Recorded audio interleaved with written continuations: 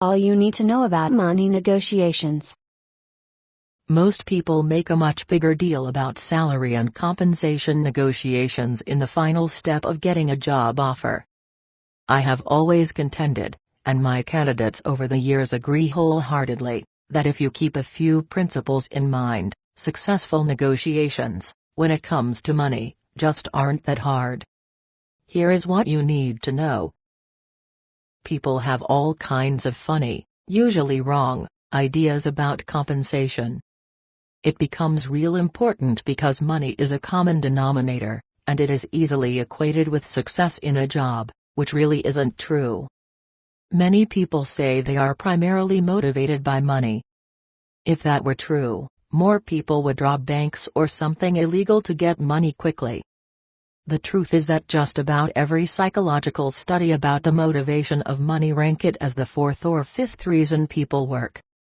It always falls behind job satisfaction, contribution, security, personal growth, and so on. If you have managed the interviewing process correctly, you already have a good idea of what the salary and compensation for the position are. You know how close your idea is to and the hiring authority's idea of what is fair. Money is simply part of the job offer negotiation. There are lots of things that might be negotiated in a job offer. So, before we get to the exact way to address money, let me share them with you. 401k investment and retirement plans. Car allowances, insurance, parking fees, other car expenses.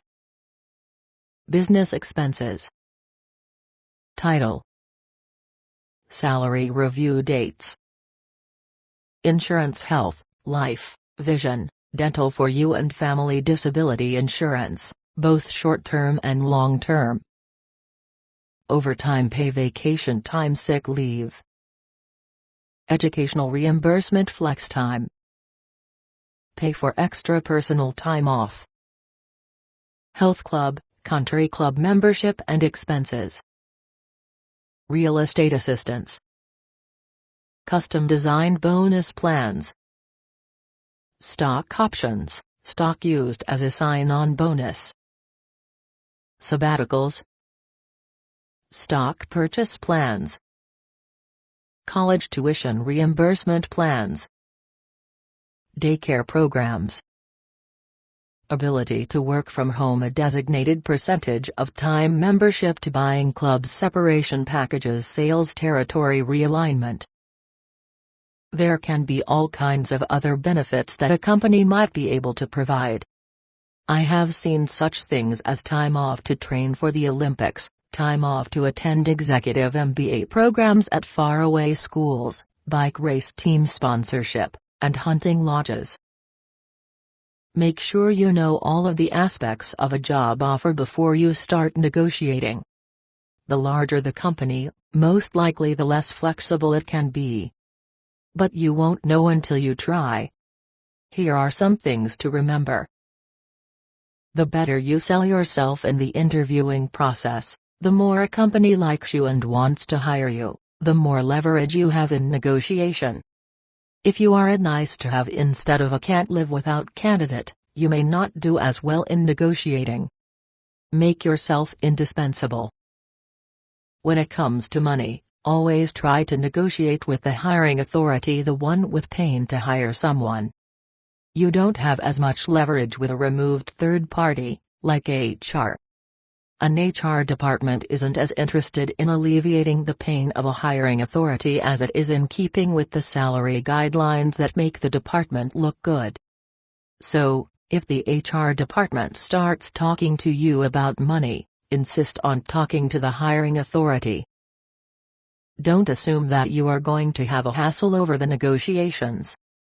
If you approach the negotiation as though it is just part of the other conversations, you are much more likely to do well.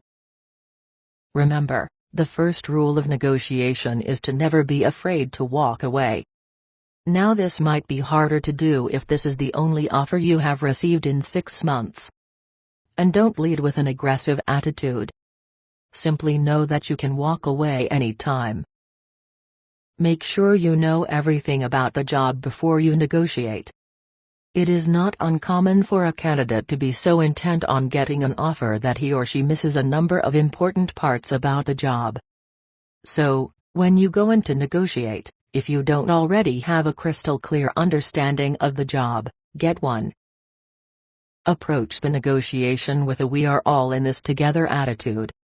You have to say, in the beginning of the conversation, "Mr. or Miss Hiring Authority, I really want this job and I want to work for you. I would like to see if we can work the money out together." This removes the employer's fear that you will reject him or her. Studies have shown that this kind of "let's all win together" attitude is the best negotiating statement a person can make. Contrary to what most people think, most employers are not interested in paying as little as possible. Most know that we all get what we pay for. The employer needs a good employee more than he or she needs the money.